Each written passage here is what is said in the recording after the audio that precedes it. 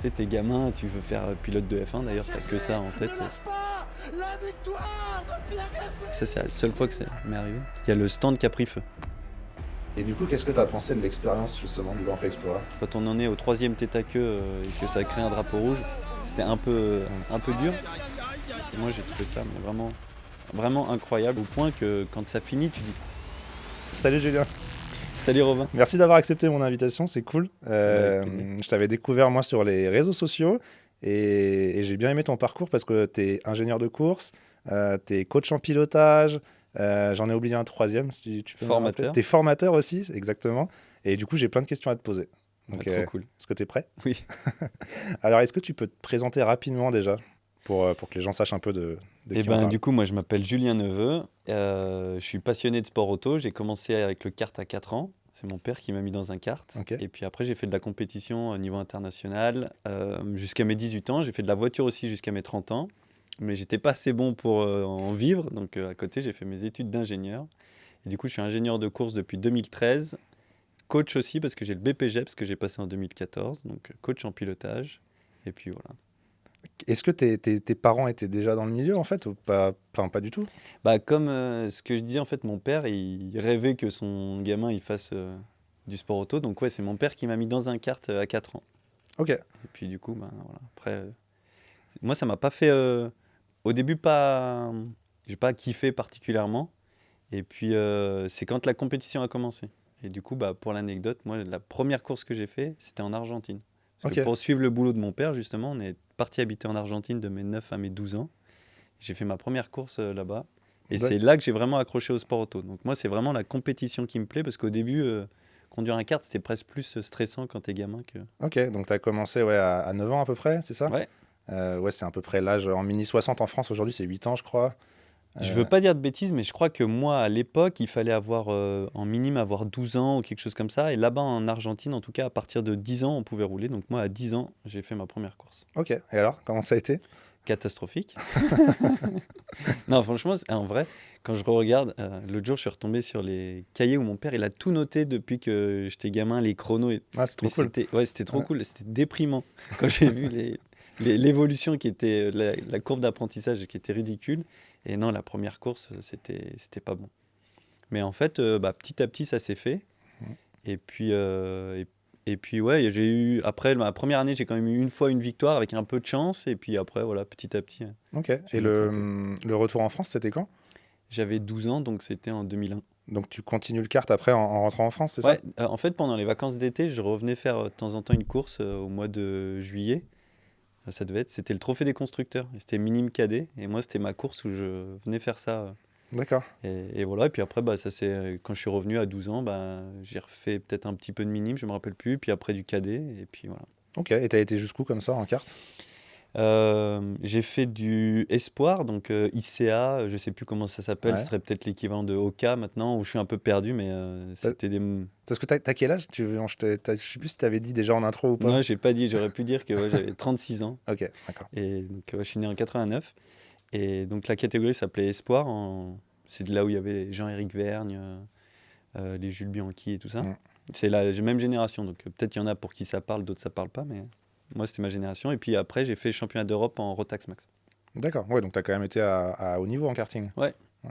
Et euh, J'ai fait des premières lignes en championnat d'Europe, au départ de la finale et de ça, c'était bien. Mais j'ai jamais vraiment concrétisé avec des belles victoires. ok. Mais ça t'a traversé l'esprit quand même d'essayer de faire carrière en tant que pilote à ce moment-là? Bah forcément, ouais, en tant Ouais. que... tu sais, t'es gamin, tu veux faire pilote de F1. D'ailleurs, t'as que ça en tête, pilote de F1. Et même si j'aimais bien les protos aussi, mais moi, je voulais faire de la F1. Mais je pense que le destin, il a bien fait les choses parce que je pense pas que j'étais fait Ok. pour devenir pilote. Mais oui, c'était mon objectif. Et puis, je croyais, même si c'était pas très lucide, parce qu'en vrai, il y en avait qui étaient meilleurs que moi. Ouais. Donc à ce moment-là, donc, ben, tu roulais en tant que pilote, ça te traversait déjà l'esprit de travailler dans les sports auto ou c'était juste tu te disais, bon, je vais peut-être faire pilote si je peux, enfin, c'était quoi le projet? Bah, l'anecdote que je raconte sur ça, c'est que, bon, ok, j'ai commencé la compétition à 10 ans, mais à 10 ans aussi, je me suis retrouvé, je sais pas comment, avec le jeu Grand Prix World Manager. Ok, Et du coup, c'était sur mon Windows 98 ou un truc comme ça, et j'ai commencé à jouer à ça. Il fallait recruter du staff et recruter des ingénieurs, et je voyais marqué ingénieur de piste. Et je me suis dit, ouais, mais c'est un métier, c'est ingénieur de piste. Et en kart, j'étais pas le plus rapide, mais j'aimais bien aider mon mécano à mettre au point le châssis. Donc en fait, la mise au point, les réglages, c'est un truc qui m'a toujours plu. Je me suis dit, mais s'il y a un métier où c'est faire que ça, ah, trop cool. Donc, Ok. donc assez tôt, j'avais envie de faire ingénieur. Tu as découvert, ouais, grâce à ce jeu. Parce qu'en fait, enfin, je me trompe peut-être, tu me diras, mais à cette époque, en karting, il y avait peut-être moins de staff. Enfin, il y avait peut-être pas encore d'ingé ou tu n'avais pas vu ça encore en karting. Ouais, bah, c'est sûr que c'est pas le kart de maintenant. Et Mm. puis bah, moi, c'était aussi en Argentine. Donc c'était vraiment. Ouais, c'est vrai. C'était des petits staffs. Mais je dis ça même quand je suis rentré en France. En fait, ton coach ingénieur, c'était aussi ton mécanicien. Et donc moi, c'était toujours même, euh, Ok. le même gars qui me suivait. Donc en Argentine, il s'appelait Omar. Et après, c'était Romu quand j'étais en France. Ok. Donc il y a eu un début avec ce jeu là, ça c'est incroyable comme histoire que ça démarre à partir d'un jeu. Et après le karting, t'es passé en auto Ouais. ou monoplace peut-être. Enfin, qu'est-ce que t'as fait après? Moi, je suis pas passé par la monoplace. Ok, J'en ai fait que très tard et pas en compétition. Moi, j'ai fait de la Funio. d'accord, ok, La Funio, je crois qu'à l'époque, c'était Funio 3 ou Funio 4 ou quelque chose comme ça. J'ai fait de la Funio pendant 1 an et puis après, j'ai fait de la Clio Cup. ok. Dans le championnat officiel? Et ben, c'était le lancement de la Clio 4 Cup, que du coup, Ok, tu ouais. connais bien, Ouais. et c'était en championnat d'Europe. D'accord. Quand la Clio 4, elle a été lancée, c'était championnat d'Europe d'abord. Ok. Et t'as roulé combien d'années là en Clio Cup? Et ben, j'aurais dû réviser un peu plus mes dates, mais je crois que j'en ai fait au moins 3 ou 4 ans. Ouais. Ah oui, d'accord. Ouais, donc t'as quand même pas mal roulé. Et en parallèle, t'avais déjà commencé tes études? Moi, j'ai fait les deux en parallèle. Parce que de toute façon, les études, je les ai commencées en 2007. Et puis après, ben, la Clio Cup, 2012, mes premiers essais. 2013, en parallèle de ma dernière année d'ingé, c'était championnat d'Europe de Clio Cup. Ok. Et après, ça veut aussi dire que pendant que je bossais dans le team, je pilotais dans le team. J'ai réussi à faire la Ah oui, chance d'accord, d'avoir tu as dans eu le même team. ouais, les Ouais. deux facettes. Ouais. Donc, en fait, tu savais déjà que tu te dirigeais vers une carrière d'ingé à ce moment-là, mais en plus, tu continuais ta carrière de pilote. Oui, même si au fond de toi, tu crois toujours que je vais faire un résultat, je vais me faire remarquer. Mais Ouais. moi, c'était pas mon cas parce que j'étais pas Quoi, assez bon. la Quoi. Clio Cup, ça donnait quoi en termes de perfo pour toi?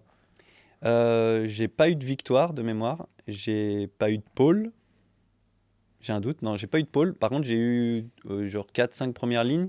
Et je me rappelle une fois, ma première ligne, je la rate derrière Nicolas Milan, qui fait depuis des années de la Qui est Clio encore Cup. là, ouais. Ouais, exactement, qui est encore là, qui était avant et qui est encore là maintenant. Je la rate pour 4 millièmes ou quelque chose comme ça. Et j'ai doublé quelqu'un dans mon tour qualif, donc je me dis, j'aurais pu faire ma première pole. Ouais. Et j'étais entouré de Nicolas Milan, il y avait Marc Guillot et Éric Trémoulet. Et Ok. je me rappelle de ça parce que c'était que des mecs qui avaient déjà eu un titre de champion de France au moins. Ouais, Et moi, donc je me suis dit, il y avait un truc quand même. Hein. je me suis dit, je me retrouve là, Mm. c'était incroyable. C'était à Nogaro et voilà. Ok. Puis Nogaro, ça a ce truc de, tu sais, c'est en 2-2 décalé. C'est pas 1-1. Donc moi, j'avais l'impression d'être vraiment entouré des gars. Quoi. Ouais, donc ça marchait bien en fait. C'était perfo. Et après, Petit à petit. Ouais. Et après, t'es passé en alpine, j'ai vu. Ouais. Entre-temps, j'ai fait d'autres catégories, mais j'ai fait aussi de la P3, de la LMP3 en championnat V2V. Ah oui, ouais, Donc exact. on pourrait dire maintenant, c'est un peu l'Ultimate Cup Series, Ouais. maintenant, ce qui ressemble au V2V. Donc j'ai eu l'occasion de faire de la LMP3 pendant 3 courses. D'accord. Est-ce que tu peux nous dire un peu ce que. Enfin, c'est incroyable quand même comme auto. T'es passé de la Clio à la P3 du coup? Ouais. Ça devait être sans sas, non? Ouais, c'était super bien. Et c'était dur pour moi parce que je le faisais avec un très petit budget, dans une très petite équipe, et j'avais 0 test. Donc moi, je suis arrivé là-dedans, c'était difficile parce Ouais. qu'il faut s'habituer aux grippes aéro. Ah, ça doit être impressionnant. Hein. Ben ouais, le cerveau, de lui dire non, mais là, ça bouge, il faut que tu passes plus vite le tour d'après parce que tu vas avoir plus d'adhérence, enfin plus de downforce. Ça, moi, ça n'a pas été naturel pour moi. Et vu que je construis toujours mon truc petit à petit, là, c'était pas ça. Ouais, sans test, débuter en course. Moi, enfin, pour l'anecdote, et on parle pas de moi, c'est pas l'objectif, mais j'ai roulé 2 fois en CN. Et, et ouais, je me souviens que le cerveau était complètement bloqué, quoi. On m'a dit la même chose que toi. Il faut passer plus vite, tu vas voir, plus tu passes vite et plus ça colle. Mais enfin, avant de s'y faire, Bah, moi, ouais, j'ai eu le vraiment CN, du mal. en plus, Hein. c'est impressionnant parce que Ouais. c'est très léger, ça marche fort. Ouais, ouais. Donc je comprends ce que tu as dû ressentir en débarquant direct en course dans une P3, effectivement. Ouais, bah, j'étais un peu déprimé. Je crois qu'à Barcelone, les premiers tours, je me prenais 3 secondes. Ok. C'était... Ouais, c'est même pas si énorme en fait. C'est par Non, mais rapport sur à le des coup, moi mecs. j'étais déprimé. C'était horrible. Et puis, petit à petit, Barcelone, ça a été dur. Après Barcelone, je crois qu'on a fait Portimao. C'était un peu mieux. Et puis après, ça a fini au Castellet. Moi, Castellet, c'était mieux. Mais c'est aussi plus simple. Ouais, ouais, c'est... T'as plus de dégagement, t'es moins stressé, là. Donc après, pour recaler un peu dans les dates, quand tu roules là en P3 en Alpine, t'étais encore en école d'ingé, t'avais fini, ça c'en était comment? Eh ben, en gros, à peu près quand je commence la voiture, c'est à peu près le moment où c'est la fin des études. Donc Ok, ça s'est un peu croisé. Je passe mon diplôme d'ingénieur et en même temps, je passe à l'automobile, d'accord. à quelque Ok. chose près. Donc C'est ton... pas tout à fait vrai, excuse-moi, je te coupe, mais c'est pas tout à fait vrai parce que la Funio, j'attaque, c'est mes dernières années d'école d'ingé. La Clio Cup, c'est ma dernière année d'école d'ingé. Et après, j'ai mon diplôme, je continue en Clio Cup et puis après, je continue Ok, donc P3 et tu Alpine. commences à travailler en fait dans ton team dans lequel t'étais en Clio Cup, c'est ça? Ouais, Ok, exactement. Qui s'appelait Autosport GP. d'accord. En parallèle de ça, à quel moment tu passes ton diplôme de moniteur de pilotage aussi? Et ben, l'année d'après, donc en septembre 2013, je rentre chez Autosport GP pour faire ingénieur dans une équipe de Clio Cup. Et il y avait besoin d'être moniteur. Il y avait besoin d'un moniteur dans le team pour enseigner un peu aux gens à piloter la Clio Cup. Et on a dit, bah allez, 2014, on fait le diplôme BPGEPS. Ok, donc tu passes ton diplôme de moniteur. Tes premières expériences de boulot après post-école d'ingé, c'est quoi? C'est un peu d'ingé dans le team en Clio? C'est des postes, parce que j'avais vu que tu étais pilote de développement aussi pour différents constructeurs ou des manufacturiers de pneus. Bah, Euh, en fait, c'est toutes ces années-là où j'ai dû faire plein de choses. Je faisais ingénieur, je gérais la logistique, je faisais du management, je chargeais, déchargeais les camions, je montais des pneus. Je touchais un peu à tout et c'est vraiment trop bien parce que c'était vraiment dur, mais c'était trop bien. Et puis c'est ça qui a fait que du coup, ben, j'avais pas mal de clients à coacher en passager. Et puis vu que bah, j'étais dans le team, que au moins je pilotais aussi en compétition, bah, c'est comme ça que je me suis retrouvé à faire du développement au début. Les premiers trucs que j'ai eus, c'est Michelin et Pirelli. d'accord. Et comment t'as été contacté et comment ça se passe justement pour devenir pilote de développement? Enfin, je te pose la question parce qu'on me l'a posé en fait et j'avais pas forcément la réponse. Bah, moi, en tout cas, dans mon cas, je pense qu'il n'y a pas une seule façon de Mm. le faire. Mais moi, dans mon cas, c'est que les manufacturiers, ils vont chercher des équipes pour tester leurs nouveaux pneus. Donc, Michelin, si on prend le cas de Michelin, ils cherchent une équipe qui est disponible pour aller faire des tests. Moi, c'était à Motorland. Euh, Ils ont besoin d'un pilote. Bah, moi, forcément, je travaille dans l'équipe, donc je me propose en tant que pilote. Et puis, c'était légitime puisque je roulais devant en compétition à ce moment-là. Et donc, je me retrouve à voilà, emmener les voitures avec les mécanos et à faire les journées de développement.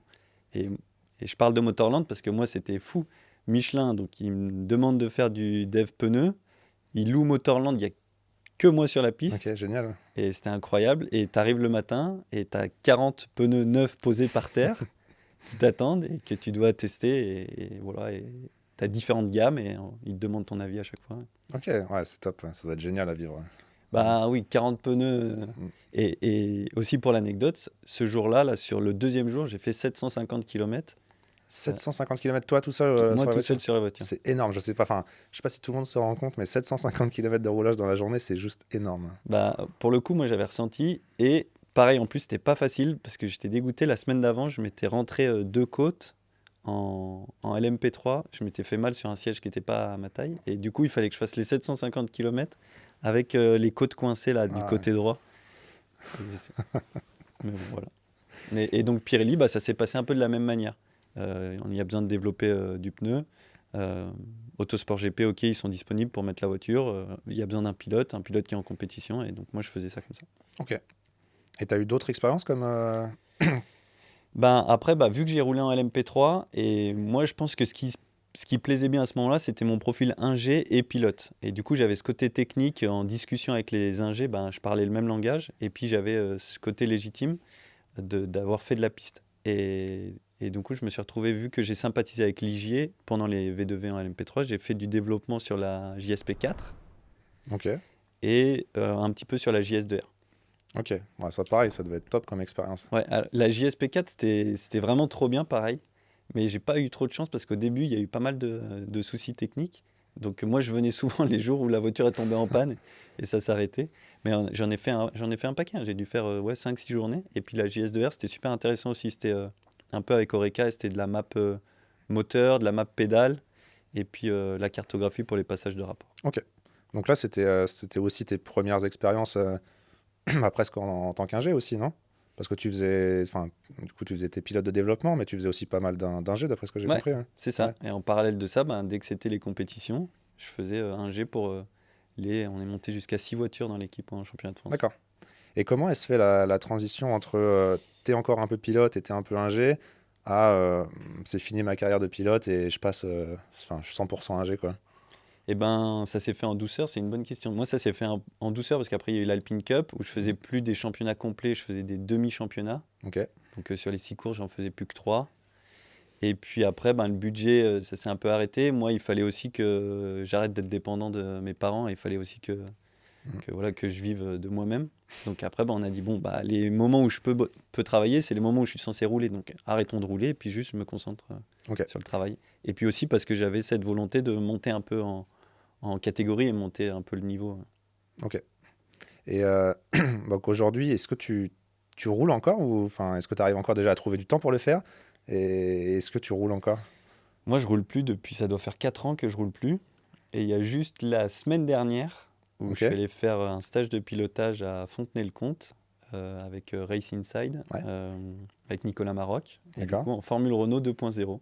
Ouais, c'est top ça. Et c'était trop bien. Ouais. Et c'était trop bien, mais je l'ai un peu mal vécu parce que ça m'a fait comme une nouvelle piqûre de Ça t'a rappel. rappelé Et, ce que c'était. et j'ai dit, en fait, c'est vraiment trop bien. Et ça m'avait mis du temps à me passer de cette addiction-là. Et là, d'avoir reroulé, tous les jours maintenant, j'ai le cerveau de qu'est-ce que je pourrais refaire comme Ouais. plan, est-ce que je reroule. Mais Ah, puis il y a bon, tellement voilà. de trucs qu'on peut faire. Bon, après, on verra que tu as peut-être un peu ainsi un manque de temps et on peut pas tout faire, mais ouais. Oui, c'est sûr que moi, j'enchaîne beaucoup. Et puis après, maintenant, je suis un petit peu plus réaliste. J'ai aussi croisé des jeunes qui sont vraiment, qui ont vraiment du potentiel. Et je me dis, ma place, elle n'est pas là non plus. Mais bon, cette année, on en parlera. Cette année, j'ai quand même fait rouler. Enfin, mon pilote bronze dans le championnat LMS, c'était Paul Lancher, avec qui j'ai fait du kart, on a D'accord. fait de la voiture et tout ça. Donc, Ouais. c'était intéressant. Et puis, ça me fait toujours un peu le truc de rappel. Moi, je suis l'ingé, et puis lui, il est au volant. Alors justement, j'aimerais bien qu'on revienne plus sur ton métier d'ingé, Ouais. parce que ça intéresse de plus en plus de jeunes, j'ai l'impression. On en parle de plus en plus. Alors peut-être que c'est grâce à Netflix et tout ça, je sais pas, mais je trouve que c'est plutôt bien. Est-ce que tu peux m'expliquer un peu ton parcours justement? Qu'est-ce que tu as fait comme études? Dans quelle école? Comment ça se passe un peu si tu veux devenir ingé aujourd'hui pour un jeune qui regarderait cette vidéo? Et du coup, je peux te donner mon parcours. Et après, Ouais, comme je vois les carrément. choses maintenant, mais moi, j'ai fait l'EXI, c'est une école d'ingénieurs généralistes à La Rochelle. Et puis ensuite, j'ai enchaîné mon boulot directement en 2013, où j'étais en CDI. Et là, je faisais un petit peu de tout. Et puis, petit à petit, je me suis mis ensuite en freelance en 2016. Et je suis monté en catégorie. Maintenant, je suis responsable du programme LMP3 chez CLX. Ok. Et comme je vois les choses, c'était surtout ça, et j'aurais dû revenir là-dessus. C'est que maintenant, comme tu dis, je pense c'est avec Drive to Survive, il y a beaucoup, beaucoup de monde qui veut bosser en sport auto. Beaucoup de monde veut faire ingénieur en sport auto. Juste pour l'info, moi, je reçois à peu près 150 CV par an. 150-200 CV par an. Ok. C'est des Et gens qui te contactent. ouais, des étudiants qui me demandent tu m'aides à trouver un stage. D'accord. Ok. Et, et donc, en venir là, c'est que ce qui est dur, c'est de vouloir bosser en sport auto, mais pas de se donner les moyens d'y arriver. Et ça veut dire que c'est un métier un peu particulier. Tu peux pas attendre que tes stages arrivent pour te former. Il faut que tu te formes avant ou que tu aies des expériences pour te différencier des autres et que du coup, ça te donne ta chance de faire un stage et puis que ces stages te donnent une chance d'après de bosser là-dedans. Ouais. Ok. Et donc voilà, souvent, il y en a qui investissent pas trop de leur temps Ouais, parce personnel. qu'en réalité, je pense que si tu fais l'effort d'aller sur des circuits, sans parler de championnat à très haut niveau pour commencer, mais tu vas sur des petites épreuves d'endurance ou autres, je pense qu'il y a plein de teams qui diraient pas non à un coup de main, même si c'est pour des petites tâches au début, et puis tu peux même vite faire la stratégie pour un team, je sais pas, en TTE ou autre. Enfin, Non, mais ça, c'est sûr. Les équipes, elles ont forcément besoin de main-d'œuvre pour aider à décharger, charger, responsable essence. mm, Tu sais, celui qui va te gérer l'essence, qui va aller chercher le fût chez Total. Ou, pareil, responsable pneus. Parce que responsable pneus, c'est, sur les circuits, c'est pas toi qui montes les pneus. Ça veut dire que tu as ton chariot avec ton quad, ouais, tu on vas les chez voit. Michelin, tu ramènes. Tu t'assures que les plombs, ils ont bien été fixés sur la jante, que les pressions, elles sont comme l'ingénieur, il a décidé. Donc, il y a forcément besoin d'aider. Et je trouve que ça, quand tu l'as fait, c'est un petit plus sur ton CV. Quand en parallèle de ça, tu utilises le sim racing pour essayer de t'améliorer sur le setup, la lecture des datas. Ça veut dire que tu arrives en stage, tu sais déjà utiliser un logiciel d'analyse de data, tu sais comment ça fonctionne un peu la logistique, les pneumatiques, l'essence, comment on gère. Et en fait, du coup, bah, tu es un peu plus légitime et puis c'est plus facile de te prendre en stage. Ouais, ok. Ouais, de toute façon, on entend beaucoup de par les gens qui sont dans le milieu dire qu'il faut multiplier les stages, multiplier les expériences. Ouais, c'est ce que tu conseilles aussi, du coup. C'est Ben, vraiment aller partout. oui, moi je ne l'ai pas dit, mais en fait, j'ai fait tous mes stages. Donc j'ai fait 2 stages ouvriers dans une équipe de monoplace. J'ai fait après un stage technicien où j'étais responsable des matériaux composites, ou du moins assistant au technicien matériaux Ok. composites. Il fallait réparer les pièces de Formule Renault. À l'époque, dans la catégorie, enfin dans l'équipe, c'était Ricardo qui roulait, Jean-Éric Verne. Ah, top. Ouais. Donc c'était top, mais je reviens un tout petit peu en arrière. Ça fait bizarre parce que moi, c'était des gars avec qui je faisais du kart. Et puis après, moi, je me retrouve, je suis le stagiaire qui fait les pleins d'essence et qui répare les carrosseries. Et eux, ils sont sponsorisés Red Bull et ils pilotent. À Ouais, l'époque, ça m'avait mis un petit coup au ouais, moral. je peux comprendre. Ouais, ouais, il y a un côté un peu injuste parfois, mais Sur le coup, je l'avais surtout vécu comme comme ça. ça. Ouais. Maintenant, je trouve que tout est assez logique. Mais... Et puis donc après, j'ai fait après ce stage-là, j'ai fait stage en Clio Cup en tant qu'ingénieur. Ça s'appelle stage ingénieur. Et puis après, stage de fin d'études, je l'ai fait à Dubaï en LMP2. Ok. Ouais, donc c'est top. Mais après, ça a été crescendo aussi, en fait. Parce que tu as dit que tu avais fait 2 stages ouvriers. Tu as fait quoi est-ce que tu peux dire un petit peu? Parce que les jeunes, ils veulent tout de suite aller travailler les datas avec les pilotes et tout, mais c'est juste expliquer un peu comment ça se passe au début, en fait, et qu'on passe tous par là. Hein. Bah ça, ouais, c'est un bon truc. C'est que, comme tu dis, maintenant, on veut très vite être derrière l'ordinateur et faire tout de suite du concret d'ingénieur. Et non, au début, je pense que c'est bien de voir un peu tous les métiers du sport auto. Et donc, moi, au début, le premier stage, c'était j'aidais à monter les pneus. Et j'ai fait que monter et démonter des pneus à l'atelier bah, pendant 3 mois. Ok. Et quand on était sur les circuits, je faisais plus le montage des pneus, je faisais l'essence. Donc, je pesais mon essence en kilos, on me donnait la quantité, je mettais en kilos. D'ailleurs, une fois, ça c'est la seule fois que ça m'est arrivé, il y a le stand qui a pris feu. C'est vrai, c'est quoi cette Celui avec histoire? qui je faisais l'essence, je sais plus comment il était habillé, ou bref, il y a eu de l'électricité statique avec les dalles de sol et son pull. Une petite étincelle, on était dans un coin assez fermé, la vapeur d'essence, ça s'est enflammé.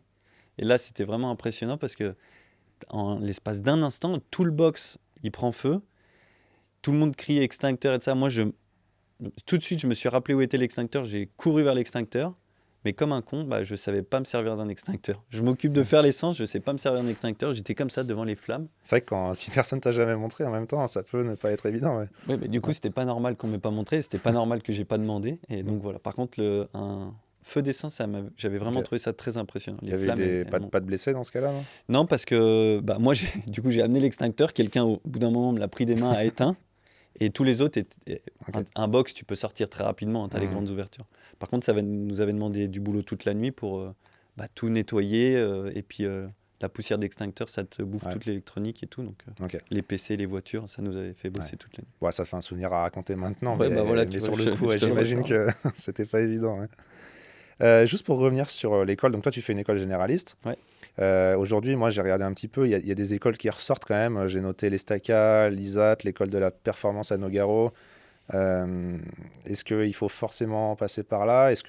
Enfin, aujourd'hui, pour un jeune, est-ce qu'il vaut mieux faire ça? Est-ce qu'il vaut mieux partir à l'étranger directement? Est-ce que tu as un avis là-dessus?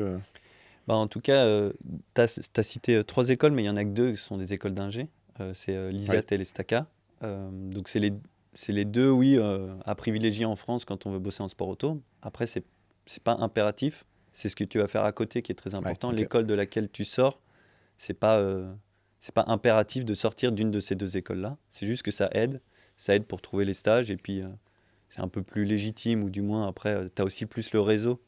Tu as plus tendance à prendre quelqu'un qui vient de ton ancienne école. Donc, vu qu'il y Ouais, a déjà plein de gars de l'ESTACA ou plein de gars de l'ISAT, ils prennent naturellement dans ces écoles-là. ok. L'école de la perf, c'est ce que tu peux faire après si tu n'as pas réussi en 5e année, tu es diplômé, tu n'as pas réussi à bosser en sport auto. Bah, tu peux faire l'école de la perf qui va te faire 6 mois de formation, 6 mois de stage. C'est payant, ok, mais du coup, ça te permet de mettre un pied dedans. Et si tu bosses bien, bah après, hop, ça y est, Ok, t'es lancé. ouais, c'est un plus après l'école en fait. Ok. Voilà. Et après, il y a d'autres écoles. En Angleterre, il y a Cranfield qui sont un peu des écoles spécialisées sur l'auto et le sport auto. Et oui, après, ça dépend ce que tu veux. Moi, en tout cas, j'avais fait le choix de prendre le pratique et d'essayer de faire tous mes stages et voilà, tout ce que j'avais à côté de l'école, le faire sport auto. Ok. Ouais, de toute façon, c'est ce qui ressort en fait, c'est qu'il faut vraiment multiplier les expériences si on doit sortir un truc, aller faire des stages le plus possible. Donc pour toi, on peut bosser, c'est une question qu'on m'a posée aussi, on peut bosser dans le sport auto sans avoir de piston en fait, faut juste se bouger un peu quoi. Ouais, moi, je C'est pense ça? que c'est une fausse excuse. Alors, je suis mal placé pour dire ça parce que moi, j'étais déjà en tant que pilote un peu dans le truc. Ouais. Donc, ça fausse un peu. Mais avec le recul, avec ce que je vois, c'est une fausse excuse. J'ai pas fait la bonne école ou j'ai pas les bons contacts. Parce que si tu as fait des petits projets perso, si tu t'es bougé à aller sur les circuits et si tu as vraiment montré que tu étais passionné et que tu as investi ton temps Mm. pour te former, voilà, pour te renseigner à droite à gauche, tu n'as pas besoin du réseau. Et le réseau, au final, il va se faire naturellement. Parce Ok. que tu vas rencontrer des gens et puis ils vont te dire. Enfin, toi, je sais qu'à l'école, tu as fait un petit projet perso et finalement, ça t'a servi Ouais, plus ouais, tard. ouais, complètement. Hein. Et, Ouais. et donc, je trouve ça dommage de se cacher derrière ah, mais j'ai pas les bons contacts. Mais oui, mais sur ton CV, c'est marqué juste. Je le prends en exemple parce que il y a que des. Bah, tu as fait ouvrier chez Fleury Michon, après, tu as aidé dans la papeterie familiale. Mais du coup, qu'est-ce que tu fais à côté? Ouais. Et, et aujourd'hui, est-ce que tu penses qu'il y a de la place pour des jeunes en France ou est-ce que tu conseillerais de partir et se faire des expériences à l'étranger directement? Moi, je suis sûr qu'il y a de la place, vu le nombre d'appels que j'ai tous les ans. Et où on me demande est-ce que tu connais quelqu'un. C'est sûr qu'il y a de la Ok, place. Mais par contre, il faut bien faire son boulot. Donc, selon moi, c'est pas facile de rentrer en sport auto, mais si tu bosses bien, c'est sûr que tu as du boulot tout le temps. ouais. Après, enfin, souvent, on dit que c'est un petit milieu et en fait, il y a beaucoup de bouche à oreille aussi après. Euh, et Ah si, bah si tu oui, arrives à te faire ta place, ouais, en général, bah t'es moi, plutôt assuré de travailler, quoi. j'ai plus jamais renvoyé de CV. Hmm. Enfin, le CV, ça a été pour mon premier emploi ou mes stages. Et puis après, c'est que du bouche à oreille, des gens que tu as rencontrés, tu es dispo ce week-end, et puis Ok. ou tu te fais recommander par Hmm. quelqu'un. Et voilà. Donc c'est cool. Bon, ça veut dire que tu bosses bien, même si j'avais noté quand même que tu as redoublé ta première année d'école d'ingé. Ah oui, Je suis bah, obligé de le dire. c'est bien de le dire. Je suis le premier maintenant à en parler. Hmm. Sur le coup, je l'avais vraiment vécu comme la honte, quoi. J'avais Ok. toujours bien tout réussi à l'école. Et là, je suis arrivé et j'ai pris une grosse claque parce qu'il fallait en fait que je bosse plus, quoi, que j'augmente Ouais. mon volume de travail. Donc ouais, j'ai redoublé ma première année d'école d'ingé. Mais du coup, j'ai Bah, pas. comme c'est toi qui l'as dit, je crois que c'était sur LinkedIn que j'ai vu ça, j'étais obligé de le Mais rementionner. Ouais. c'était bien parce que Hmm. l'école, d'ailleurs, après, ils ont répondu en commentaire. Ils ont dit, Ah, c'est vrai énorme. qu'on a re-regardé. Bah, tu étais quand même dans les 10 derniers la première année. Puis après, tu as été lors de ton redoublement dans les 10 premiers. Donc c'était bien. Mais moi, ça m'a vraiment servi. C'est là où je me suis rendu compte, oui, il faut quand même que je bosse. Je peux pas tout faire Hmm. reposer sur le talent, quoi. Parce Ouais. qu'au bout d'un moment, ça s'arrête. Et ouais, j'avais une question aussi. Aujourd'hui, et on va revenir sur ce que tu fais aujourd'hui aussi, tu bosses pour un team en LMP3, donc on arrive sur du haut niveau en sport auto. Est-ce que sur tes premières expériences ou même après, tu as eu ce qu'on appelle un peu le syndrome de l'imposteur, c'est-à-dire avoir l'impression d'arriver à un endroit et de ne pas être à ta place ou de ne pas être légitime? Ça peut être un milieu qui peut être assez impressionnant quand tu ne connais pas encore. Est-ce que tu as ressenti ça à un moment? Est-ce que tu as douté? Enfin, Ouais, bah moi, oui, c'est ma nature déjà. Je doute pas mal. Donc oui, forcément, ce truc de syndrome de l'imposteur, c'est un truc qui m'a pollué beaucoup les premières années. Maintenant, ça va mieux. Mais oui, au début, tu te dis, bah, je suis moins bon que les autres. Est-ce que je mérite d'être là? Et du coup, ça a quand même, ma progression, elle a été lente parce que je voulais être sûr de valider à chaque fois les étapes. Et il y a des camarades, enfin des collègues, ils ont été plus vite dans l'évolution parce qu'ils se sont moins posés de questions, ils ont plus ok, suivi. Moi, d'accord. je sais que j'ai refusé du boulot aux États-Unis à un moment parce que je me suis dit, ah, mais est-ce que mon niveau d'anglais il va être assez bon? Et puis, est-ce que je suis aussi bon que ce qu'ils pensent? C'est des questions nulles et ça m'a fait perdre du temps. Ok, ouais, c'est intéressant. C'était quoi aux États-Unis, tu sais, enfin, tu peux le dire? C'était, bah, vu que je bossais en LMP3 en Europe, il y avait, pour aller en IMSA aux Ok, États-Unis, il y avait besoin, une équipe elle m'a contacté parce qu'ils aimaient bien, enfin ils aiment toujours bien prendre des ingés mm, d'Europe. Je connaissais bien la voiture, ça performait bien en Europe et voilà, je me suis juste ok. bêtement tiré une balle dans le pied.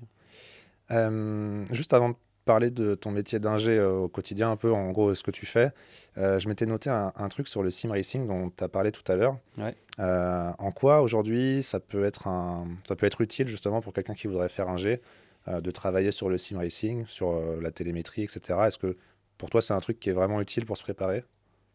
Ouais, moi, c'est sûr. Et c'est ce qui m'a sauvé de m'ennuyer pendant le Covid. Ok. C'est que du coup, j'ai dit, bah là, je peux rien faire. Moi, ça a été long, hein, je crois de mars à septembre, on n'a rien fait, les événements sportifs. Donc, je me suis mis dans le e-sport et j'étais avec une équipe de sim racing. Et en fait, j'ai découvert que ben, la logique, elle est la même que dans le réel. C'est-à-dire que bah, si tu as besoin d'améliorer le train avant, tu fais les mêmes choses en réglage que ce que tu fais dans le réel. C'est juste que si tu prends le réglage réel, tu le mets dans le jeu ou l'inverse, ça va pas marcher. Ok. C'est pas assez fidèle de ce que j'ai vu, pas assez proche. Mais par contre, derrière ça, tu as une voiture qui est bardée de capteurs que tu peux faire rouler illimité, ça te coûte que du temps, pas d'argent. Donc moi, c'était trop bien. Et après, je me suis monté un petit truc pendant le Covid, un petit simulateur chez moi. Puis je me suis amusé à faire des allers-retours dans des lignes droites pour faire des maps aéro. J'avais jamais fait une map aéro. Donc voilà. Ok, ouais, il y en a qui faisaient des marathons sur leur balcon, et Voilà, toi tu bah faisais des moi, maps aéro en faisant je des faisais allers-retours sur un exactement. simulateur. Ouais, En fait, ok. c'était trop bien de. Ok, là, c'est comme si j'ai une voiture qui est bardée de capteurs. Je peux faire ce que je veux. Et bah, vas-y, tout ce que j'ai pas pu tester avant, bah, je vais le faire là pour voir. Ok. Ah, c'est... Ok, top. Euh, alors, si on regarde aujourd'hui ton métier, donc aujourd'hui, est-ce que tu peux dire un petit peu ce que tu fais pour qu'on ait le contexte? Aujourd'hui, maintenant, Aujourd'hui, maintenant. eh ben, moi, je suis responsable du programme LMP3 chez CLX Motorsport. Donc, en LMP3, on fait le championnat ELMS. C'est des courses d'endurance de 4 heures. Donc, moi, je suis responsable du programme. On a 3 voitures, 2 qui roulent en Michelin Cup, une qui roule en ELMS. Et moi, mon quotidien, c'est d'essayer que tout se déroule avec le moins d'accros possible, de faciliter le travail, donc de coordonner le travail autour des voitures, de faire en sorte que on ait les pièces au bon moment, qu'on change les pièces au bon moment, que la communication se passe bien et qu'on prépare les courses après. Donc je prépare le programme de test, la communication avec les pilotes, le plan de test, les réglages, donc qu'est-ce qu'on va mettre comme setup sur la voiture. Ok. Donc ça, c'est tout ce que tu fais la semaine avant les Voilà, week-ends de course, en fait. Ok. c'est Donc là, ça. tu es à l'atelier Voilà. ou chez toi, parce que je Moi, crois je fais, j'ai un peu ce truc particulier que je fais moitié-moitié. Je suis moitié à l'atelier et j'aime bien travailler chez moi, donc je me réserve volontairement du temps en Ok. home office pour vraiment être à fond sur des sujets pointus. Ok. Donc il y a une forme de télétravail. Je ne sais pas si c'est fréquent ou pas, mais C'est, c'est pas trop fréquent, Mm. enfin, dans le sens si tu es ingénieur freelance, tu vas forcément travailler de chez toi avant les meetings. Moi, c'est un peu particulier parce que je suis un programme, mais je partage mon temps entre l'atelier et, Ok. et chez moi en remote. Et sur les week-ends de course, parce qu'on a vu ce que tu faisais un peu la semaine pour préparer les meetings en amont, mais ça consiste en quoi aujourd'hui ton métier sur les week-ends?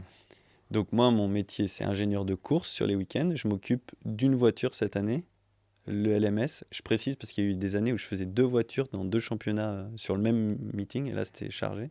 Donc là, je suis ingénieur de course sur la voiture 17 en ELMS.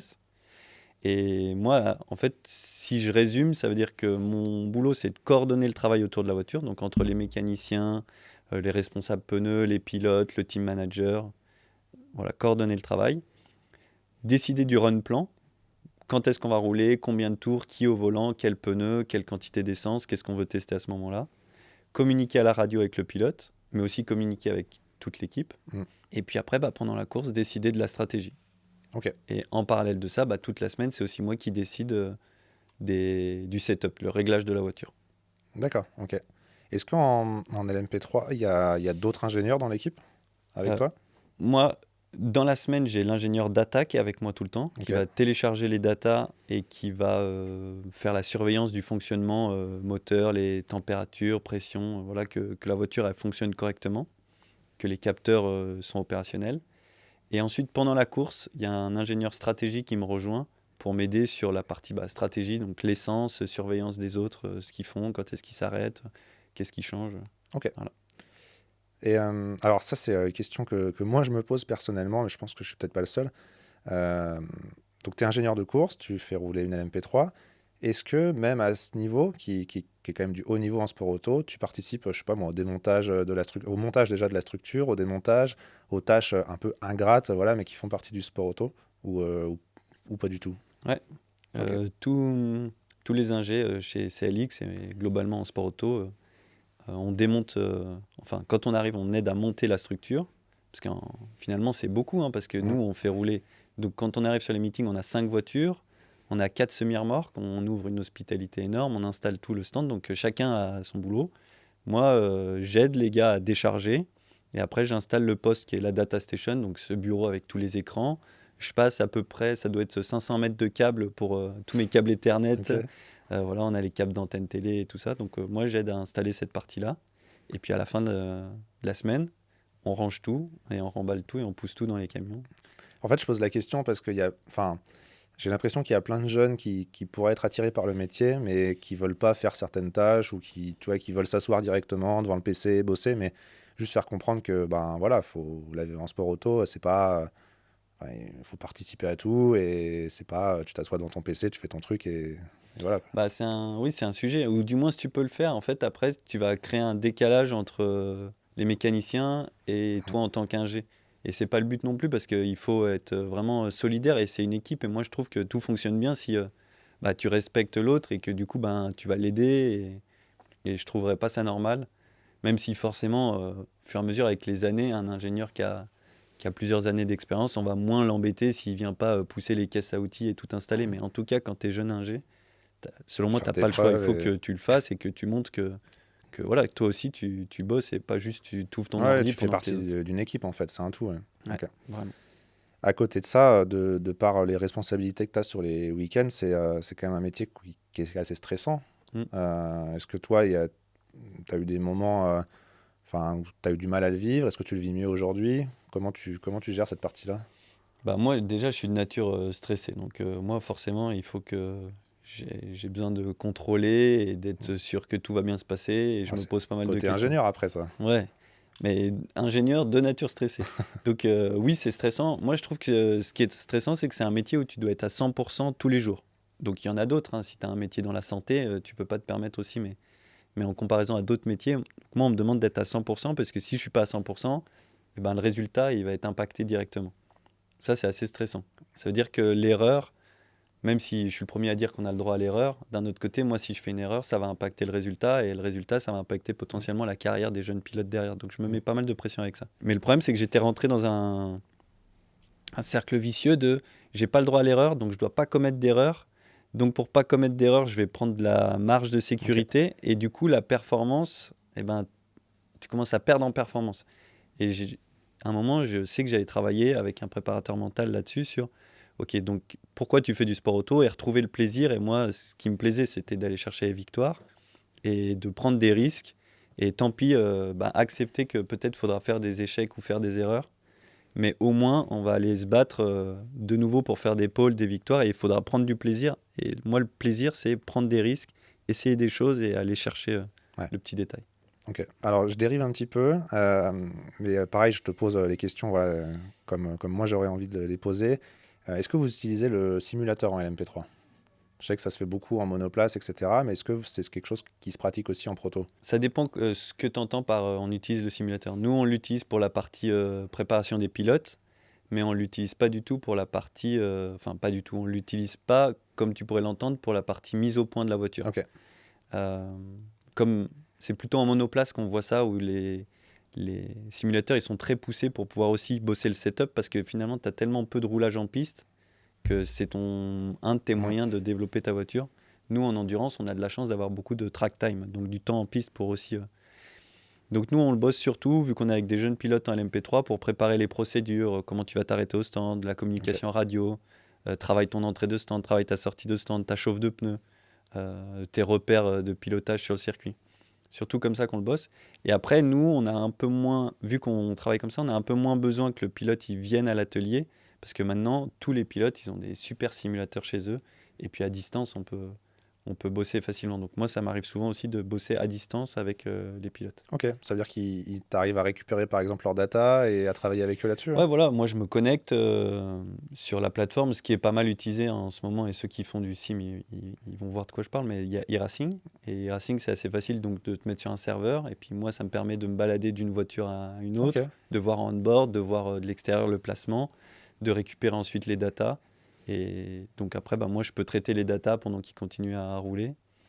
Et ok, voilà. très bien. Et ça fait un peu liaison avec une autre question que j'avais. Euh, on parle beaucoup d'acquisition de données, de télémétrie, etc. en sport auto, mais je sais qu'il y a des différences entre les deux. Est-ce que justement tu peux expliquer quelle est la différence et qu'est-ce que vous utilisez vous en LMP3? Eh ben ça c'est une bonne question parce que le e-racing, le sim racing, le sim racing pardon, il a fait l'amalgame entre acquisition de données et télémétrie.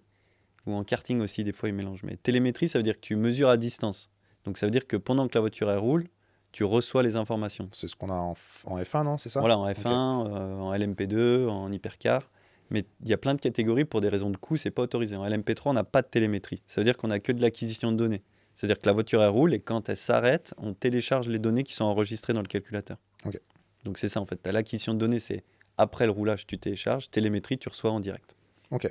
Et vous, aujourd'hui, en LMP3, qu'est-ce que vous regardez dans ces données, le premier truc que vous regardez quand vous les sortez? Bah, ça dépend, chacun a son boulot. Par exemple, donc on disait l'ingénieur data, lui, il va devoir surveiller les températures, les pressions, que tout fonctionne correctement, surtout en termes de moteur, quoi, motorisation. Celui qui est le driver coach, qui va s'occuper du pilotage, bah, lui, il va regarder angle au volant, position de pédale d'accélérateur, pression de frein, bah, forcément vitesse du véhicule, rapport engagé, régime moteur. Et moi, je vais regarder plus ce qui est lié à la performance, donc température des pneus, pression dans les pneus, hauteur de caisse, débattement d'amortisseur. Ok. Et est-ce que tu saurais à peu près combien il y a de capteurs sur une LMP3 aujourd'hui? Donc je vais faire arrondi parce que Ouais, je ne sais pas exactement, mais on va en avoir entre 80 et 100 ouais, qui vont nous donner un tas d'informations. Et en LMP2, pour le coup, qui est la catégorie au-dessus, à chaque fois, tu fais quasiment x2. Donc, c'est-à-dire ok. qu'en LMP2, ils vont en avoir à peu près 200. En hypercar, ils vont en avoir à peu près 400. C'est énorme. Et en F1, ils doivent être autour des 800, peut-être même plus. Ouais, c'est énorme. Ouais, pour aller lire tout ça et après, et vraiment que ce soit utile, ouais, il faut. Voilà, c'est pour Ouais. ça qu'ils sont aussi nombreux en F1, j'imagine. Mais Et du coup, encore, chaque capteur te donne donc une information. Mais derrière, donc ça veut dire que chaque capteur te donne un canal sur ton acquisition de données. Mais derrière, tu as aussi des canaux mathématiques où tu combines plusieurs capteurs pour te donner une autre information. ok. Donc, tu imagines qu'en F1, le nombre d'infos à traiter, c'est énorme. Ton métier, en fait, ce qu'il faut que les gens comprennent bien aussi, c'est que c'est un métier qui est très prenant parce que ça implique beaucoup de déplacements, des gros volumes horaires ensuite quand tu es sur la piste lors des déplacements. D'ailleurs, est-ce que tu sais à peu près aujourd'hui sur une saison à quel rythme voilà, tu t'es amené à être en déplacement, combien de jours d'absence ça te fait, enfin, est-ce que tu peux nous parler un peu du rythme en fait du métier? Ouais, bah, y a pas mal de choses à dire. Déjà, la semaine passée, j'ai discuté avec quelqu'un qui me dit: «Ah, j'ai fait une journée de 12 heures et tout». Je me suis dit: «Ouais, une journée de 12 heures, c'est vrai que putain, c'est beaucoup et tout». Puis après, j'ai pris du recul. J'ai dit: «Mais en fait, moi, une journée de 12 heures, ça veut dire 8 heures le matin, 8 heures le soir». Bah, déjà, c'est une journée normale sur un circuit. Le minimum, c'est 8 heures, ça c'est le minimum. Mais après, si on revient sur le volume, le nombre de jours, ben, moi, le maximum que j'ai fait, il y a 52 semaines dans une année, le maximum, j'ai fait 41 semaines de déplacement. 41 semaines de Ouais. déplacement, ok. Donc ça veut dire qu'il m'en restait 11. Donc tu mets les 2 de Noël, les 2 de l'été, et bon, enfin voilà. Donc moi, j'ai fait jusqu'à... Oui, donc j'étais jamais, quasiment jamais chez moi. Donc ça, c'est des gros sacrifices, mais ça veut dire que bah, oui, c'est beaucoup de jours en déplacement. Après, moi, c'était un peu spécial, c'est parce que je voulais vraiment progresser et aller sur les circuits. Donc je faisais plus de 3 championnats, quasiment 4 championnats la même année. Ok. En étant freelance pour diverses structures, hein. Ouais, exactement. En faisant plusieurs équipes et en freelance. Et cette année-là, du coup, j'ai eu 11 week-ends d'affilée, 11 semaines d'affilée. Ça, Ok. c'était le maximum que j'ai fait. Ouais. Ça, c'était terrible. Presque Et 3 mois sans rentrer chez toi. ouais, je me rends pas compte, mais Si oui, je ça compte, fait c'est ça. quasiment 3 mois où si tu rentres, en fait, tu rentres le dimanche soir dans la nuit, tu fais tes lessives et puis tu repars le lundi après, ou tu rentres le Mm. lundi, tu repars le mardi. Donc c'est Ok. 11 semaines je rentrais chez moi, mais jamais plus que 24 heures. Et Ouais. c'est horrible quand tu te rends compte que tu dors moins souvent dans ton lit que... Donc ça, par contre, ouais, c'est beaucoup. Maintenant, ça, c'est un peu calmé. Forcément, pour l'équilibre familial, la vie sociale, j'essaye de calmer ça. Je dois être à 12 12 semaines en déplacement. Voilà, et après, bah, ça représente Ok. 220 jours de travail. Mais entre l'atelier, je crois que ça doit faire 80 jours en déplacement, 80 ou 100 jours en déplacement, et puis le reste à l'atelier ou en home office. Ok. Ouais, donc oui, ça confirme quand même que c'est quand même un milieu où il faut pas compter ses heures. Il n'y a pas de, il y a pas de 35 heures ou de 39 heures de toute façon. C'est un métier passion. Tu peux pas exercer en fait si t'es pas passionné, je pense. Ouais. Ouais. Non, non, bah tu peux pas parce que tu te dis, mais quel sens ça? Mais ça, à la limite, quand on est sur les circuits, on s'en rend pas vraiment compte que c'est beaucoup d'heures. Parce que bah, de toute façon, t'es sur place. Donc autant que tu viennes le matin à 7h30 et puis le soir, Mm. que tout soit prêt et tu pars. Ce que je trouve, ce qui est dur, c'est que des fois, c'est les nuits blanches. Moi, ça, j'ai du mal. C'est parce que tu vois, quand tu as la voiture qui a cassé, que tu dois la réparer pour le lendemain, ou que tu n'es pas prêt, et que tu dois charger le Mm. camion pour pouvoir... Les nuits blanches, moi je trouve que ça, par contre, c'est Ouais. dur. C'est peut-être Mais, plus facile à 25 ans que maintenant ah bah c'est sûr que pour nous qui avons un trentenaire bien entamé, quoi. là, quand je disais, je travaillais en Clio Cup, bah là, maintenant je prends du recul et je me dis, mais on partait le matin, je me réveillais à 3 heures, on partait à 4 heures du matin pour aller à Nogaro. À Nogaro, donc on a fait toute la route, là, ça doit être 8 heures de route. Tu arrives là-bas, tu installes toute la structure pour après rouler le lendemain.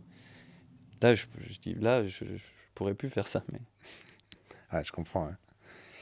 Euh, on entend souvent un truc aussi, j'ai lu pas mal de forums pour préparer un peu l'interview, de gens qui disent que en fait, si tu es intéressé juste par le côté financier, bon, en fait, vaut mieux aller faire un boulot d'ingénieur, tu vois, dans un bureau d'études ou dans l'automobile classique que d'aller en sport auto. C'est un truc que... Tu es d'accord avec ça ou pas? Ah oui, oui, bah, Ouais. c'est sûr que tu fais pas ce métier-là pour l'argent. Alors après, passer un certain cap, quand tu deviens expert dans ton Mm. domaine, oui, les choses s'inversent. Mais moi, quand je suis sorti d'école, je voyais mon salaire en fin de mois et je voyais celui de mes collègues, enfin de mes potes, quoi. Je me disais, mais qu'est-ce que Ouais. je fous là? Ouais, pour un jeune diplômé, je pense que ouais, il faut bien se dire qu'au début, ça sera pas facile et il faudra faire ses preuves et Ah il oui, faudra se c'est déplacer sûr que ça et il sera moins faudra... que Ouais. dans l'industrie ou dans un boulot normal. Et le pire, c'est ceux qui vont dans les boîtes de conseil. Moi, j'avais des potes en boîte de conseil, mais il y avait presque un facteur 2. Je dis, mais c'est pas possible. Mm. Et aujourd'hui, t'es salarié ou freelance? Moi, je suis freelance. Ok. C'est ce qui se fait beaucoup en sport auto, hein, globalement. Ouais, pour les. Alors, c'est pas tout à fait vrai parce qu'en monoplace, ils ont plus la culture de prendre des gens en D'accord? Ok. salarié. Je fais des généralités, mais en Mm. monoplace, ils ont plus la culture de prendre les ingés en salarié et après, dans les autres championnats, plutôt en freelance. Parce que ça représente quand même. C'est, ouais, pour les équipes, c'est un gros poste, Mm. l'ingé. Et donc, moi, je suis en freelance et j'aime bien ça aussi pour avoir un peu ma liberté et pour pouvoir faire plusieurs championnats.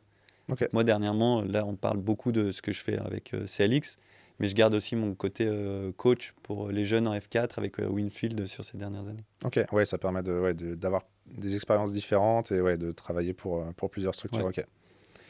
Il y a une question que je me pose aussi parce que bah, tu as l'air passionné, un week-end c'est hyper prenant. Quand tu rentres chez toi, que tu retrouves ta famille, ta femme, je sais pas, peu importe, est-ce que tu arrives à couper ou tu rallumes le PC pour avoir les datas à 23h? Ouais, pour ça, je suis horrible. J'essaye de faire des efforts, hein, mais moi, j'ai du mal à couper. Ok. Et moi, ça me trotte dans la tête, même la nuit et tout. Je pense, si la veille, on a eu, je sais pas, sur la semaine d'avant, on a eu un manque de perfo ou quoi, je vais ruminer ça, je vais voilà, rouvrir le PC comme tu dis. Ou s'il y a des tests, j'y suis pas. Donc Carla, ma femme, elle est contente, je suis pas en test, mais sauf que bon, je vais quand même ouvrir le PC, voir les chronos qu'ils font, et puis du coup, ah bah ils ont fait. Et en fait, ouais, je m'arrête jamais. Ouais. Et c'est dur, je pense pour ma famille, c'est sûr que c'est dur. Mes amis, ils sont quand même tolérants parce que ouais, je suis vraiment beaucoup pris par le sport auto. Ok. Et ça fait que, est-ce que parfois tu te poses des questions? Est-ce que tu te projettes toujours en sport auto à moyen terme et à long terme? Ou un jour tu te dis bah, que tu te prendras peut-être un poste un peu plus tranquille pour avoir des horaires plus classiques et... Ben, on en a rediscuté hier, je crois. Moi, je me vois pas faire autre chose que du sport auto. Donc, je sais pas ce que je pourrais faire d'autre. Moi, ça a toujours été, vu que je t'ai dit, depuis que j'ai 4 ans, je suis là-dedans. Donc, je me vois pas faire autre chose. Par contre, oui, il faut trouver un équilibre un peu différent parce qu'il faut quand même. euh, Moi, j'ai pas d'enfants, mais si je veux avoir des enfants, il faut quand même que je sois là, que j'ai envie de les voir grandir. Donc, il y a cet équilibre à trouver qui est pas simple. Et du coup, bah, c'est un peu horrible parce qu'en sport auto, on a tous un peu le truc de ah bah oui, t'es divorcé, tu vois tes enfants qu'une semaine sur deux, parce que c'est un métier qui est vraiment très prenant. Ok. Et ça veut dire que si demain, tu tu reçois une proposition, on double ton salaire pour aller bosser dans un bureau aux 39 heures, tu dis oui, tu dis non? En fait, sur le coup, je vais dire oui parce qu'on double mon salaire, peut-être, mais en fait, je vais tellement m'ennuyer et Hmm. ça va être Et c'est horrible. important aussi, Ou de en prendre fait, du plaisir dans ce que tu fais. Enfin, si je fais ça, je suis sûr que mon temps libre, je vais aller le passer sur un circuit. C'est oui, sûr. parce Donc que en fait, ça n'a plus ça aucun va être pire intérêt. parce que oui, ok, je vais doubler mon salaire, mais je vais aussi faire Hmm. 2 fois plus de boulot, quoi. Donc là, aujourd'hui, toi, dans l'idée, tu pourrais pas être toute la semaine au bureau et plus faire de déplacements, justement. Ah ouais, moi je sais que Hmm. ouais, vraiment être sur circuit, c'est ce qui me plaît. Ok. C'est quand tu arrives bord de piste, tu vas regarder, tu vois les voitures passer. Moi je sais que c'est vraiment ça que j'aime. Et rester dans un bureau, c'est sûr que je peux pas. Ok. En sport automobile, il y a plein d'ingénieurs différents. Est-ce que tu peux expliquer un peu, pareil, pour les jeunes qui voudraient, qui envisageraient une carrière en sport auto, c'est quoi un peu les différents types d'ingénieurs qu'on trouve? Ben, on va essayer de faire simple Ouais, parce qu'après, pareil, on peut trouver un peu des contre-exemples ou d'autres postes. Mais en gros, déjà en endurance, le basique, c'est que tu vas avoir l'ingénieur data, comme j'ai dit, data, ou on peut l'appeler ingénieur système, donc qui vérifie que les capteurs fonctionnent correctement, qui vérifie le fonctionnement de la voiture, enfin voilà, des vitaux de la voiture. Après, il va y avoir l'ingénieur performance, qui lui, du coup, bah, s'occupe de regarder les capteurs aussi aux data, mais qui sont liés à la performance du véhicule, donc pression de pneus, température des pneus, la hauteur de caisse, comment la voiture se comporte, la charge aéro, voilà, la performance. Et après, il y a l'ingénieur de course, qui est le métier du coup que j'ai décrit ok. tout à l'heure. Et après, bah, tu vas avoir des postes qui vont se faire autour. Ingénieur stratégie ou ingénieur spécifique pneus. Ou, voilà. Plus tu montes en catégorie, plus il y a Plus il y a d'ingénieurs d'ingénieurs autour de la différents. voiture. Ok. Et justement, aujourd'hui, chez CLX en LMP3, donc on est quand même dans des championnats comme l'European Le Mans Series où c'est du haut niveau. Euh, Il y a une équipe, c'est quoi? Donc il y a les ingés, il y a les mécaniciens. Est-ce que tu as d'autres personnes encore qui gravitent autour de ça?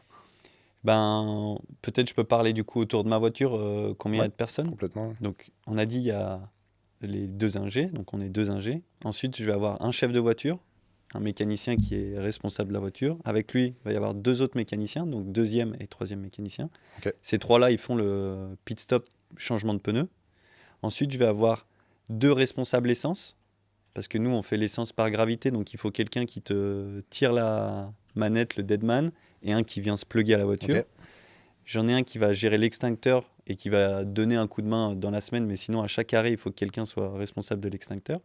Pas un mec comme moi qui ne sait pas s'en servir. Et on va avoir aussi quelqu'un qui va être juste là pour les arrêts, pour changer les pilotes, aider les pilotes à se changer. Donc les harnais, la Ah, ça position. fait pas mal de monde là quand même déjà.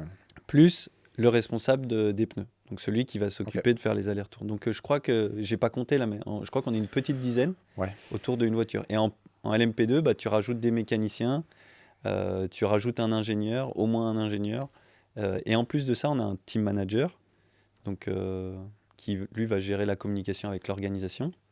Voilà, donc plus les 3 pilotes, Ok. plus C'est- après le directeur d'équipe. C'est les mêmes personnes qu'on retrouve à l'atelier ou pas forcément? Il y a beaucoup de freelances qui sont là les week-ends de course et qui sont pas à l'atelier le reste de la semaine. Nous, à l'atelier, on est une vingtaine à peu près, et sur les week-ends de course, on monte à 50. Donc ça veut dire D'accord. qu'on a 30 freelances qui viennent nous rejoindre. Ah, c'est énorme. Ouais. Ça commence à faire beaucoup de monde quand même. Ouais, ouais. Bah, si tu regardes 5 Mhm. voitures, on est 50, ça fait une moyenne de 10, mais en vrai, en Michelin Cup, ils sont un peu moins, et en LMP2, ils sont un peu plus, quoi.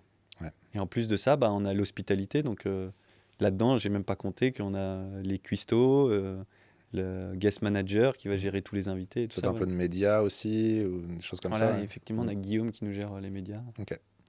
Est-ce que vous recrutez chez CLX? Enfin, je ne sais pas si tu peux en parler ou non, mais il me semble avoir vu passer des annonces il y a quelques temps. Ouais, bah, effectivement, bon, déjà, on cherche des stagiaires à chaque fois. Tous les ans, on prend des stagiaires mécaniciens et des stagiaires ingés. Ok. Ça, c'est sûr, tous Bah, les ans. s'il y a des jeunes qui écoutent déjà, Voilà, peuvent c'est postuler. la bonne période. S'ils ont fait des stages et qu'ils sont motivés. Exactement. Et Et de toute façon, après, bah, on essaye au maximum aussi de tester avant, ou voilà, soit on fait des tests en présentiel, en distanciel, ou alors même sur circuit. Bah, viens si tu peux, on Ok. se rencontre. Ouais. On essaye de voir, faut Il que y a un ça côté matche. humain déjà, ouais. Voilà, exactement, faut que ça matche aussi. Et après, ben, on a aussi des postes, oui, on l'a affiché sur les réseaux, on cherchait un ingénieur pour la P2, on cherchait des mécaniciens aussi pour la P2. Voilà. Ok. Parce que toi, tu sais déjà ce que tu vas faire l'année prochaine. Là, on enregistre, on est fin 2025. Ouais. Donc, tu sors d'une saison, bah, déjà, on va en reparler aussi, mais très réussie en LMP3. Est-ce que tu sais déjà ce que tu fais l'année prochaine? Est-ce que tu peux en Je sais parler? pas encore ce que je fais l'année prochaine, et donc je peux pas spécialement en parler Ok. parce que je sais pas encore ce que je fais. Potentiellement, bah, je reste responsable du programme LMP3, mais moi je pousse aussi parce que j'aimerais bien arriver en LMP2. D'accord. Et donc voilà. Mais pour l'instant, il n'y a pas de décision qui a été prise. Là, on est début novembre, et il va falloir. Tu peux juste me faire un petit récap de l'année 2025? C'était une bonne année, non? Ouais. Bah, l'année 2025, elle est facile à résumer parce que je l'ai refait l'autre jour pour un des pilotes. On a fait, moi en tant qu'ingé, j'ai fait 8 courses Ok. et on en a gagné 6. Et on n'en a pas fini 2. Donc en fait, toutes les courses qu'on a finies, on les a gagnées. Et les 2 courses qu'on n'a pas finies, enfin voilà, les Ok. 2 courses qu'on n'a pas gagnées, on n'a juste pas En, fini. en carton plein. Du Ouais, coup. c'était super bien. Donc en fait, ben, il y a l'European Le Mans Series, c'est 6 courses. On en a gagné 5 avec 5 pole positions. Donc on rate une pole, une victoire. C'est vraiment super. Et en plus de ça, en milieu d'année, en ouverture des 24 heures du Mans, on a Road to Le Mans. Ouais. Et Road to Le Mans, c'est 2 courses. Et on a gagné la première et on n'a pas fini la deuxième. Ok. Donc moi, c'est de loin ma meilleure saison. Et c'est trop bien. Après, il y en a pas mal qui me disent... Enfin, pas mal. Il y en a qui me disent, ah, t'as eu de la chance cette année et de ça. Et ça me fait plaisir que c'est paru facile ou que c'était de la chance. Mhm. Et en fait, je pense que c'est toutes les années de galère Ouais. que j'ai eu avant, quoi. Ouais, c'est souvent comme ça. Ouais. Les gens ont tendance à pas voir tout le travail qui est fait en amont pour arriver à l'objectif. Ouais. Ouais. Bah, écoute, Ah bah, félicitations. ouais, oui, bah, je suis content. Tu parlais du Mans. J'ai vu que tu avais participé aux 24 heures du Mans aussi. Là, on parlait de Road to Le Mans, qui est la course un peu d'ouverture. Mais tu as participé aux 24 heures du Mans. Moi, je peux parler de ma première participation aux 24 heures du Mans. C'était en stagiaire et on a fait 24 tours en 24 heures. Ok. C'était terrible. Ouais, super expérience. Ouais, on a abandonné à 2 heures du matin, mais C'était c'était quand et avec quelle voiture? c'était du coup en juin 2013. Si je me trompe pas, ça doit être juin 2013 avec la Lola. Et c'était avec Gulf Racing Middle East, Mhm. la fameuse équipe qui était basée à Dubaï. Ok. Et on a fait les 24 heures, on est parti. On a eu des gros soucis mécaniques qu'on n'avait pas rencontrés aux essais. En fait, la voiture, elle avait énormément de vibrations et elle se démontait. Et on n'a pas su trouver d'où. Et à 2 heures du matin, on a abandonné. Après avoir fait que 24 tours. Ok. Donc, pas forcément un super souvenir, enfin, en tout cas de Si, la un super course. souvenir parce que c'est la première fois pour moi que j'étais aux 24 heures du Mans. Du côté, Ouais. De ce côté-là, ouais, ça devait être c'était trop incroyable. bien. Ouais. Mais non, après, sportivement, c'était pas terrible. Ok. C'est un truc que tu aimerais refaire, j'imagine, toi qui travailles en endurance. Ah, des 24 heures, j'en ai fait. J'ai fait celle de Dubaï, du Castellet. J'ai fait d'autres 24 heures, mais les 24 heures du Mans, c'est celle que forcément tu Ouais, as bien sûr. t'as envie de faire. Et j'aimerais bien les faire en tant qu'ingé. Et forcément, ça serait.